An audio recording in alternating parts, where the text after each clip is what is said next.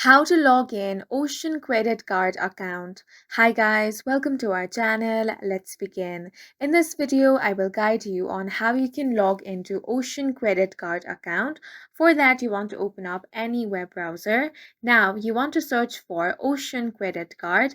Then tap on the very first website, which is oceanfinance.co.uk. Now, on this website, you want to tap on the sign in option at the top of your screen. Now, on this login portal, you want to enter some details. Start by entering your username.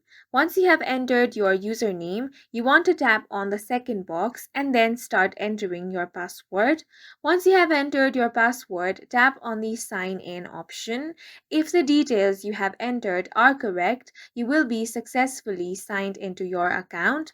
In case you have forgotten your username, tap on the link that says I have forgotten my username, which will take you to this page. Here you want to enter your 16-digit card number, date of birth and postcode and tap on the continue option. In case you have forgotten your password, tap on I have forgotten my password option. Now, in order to reset your password, enter your username and tap on the continue option.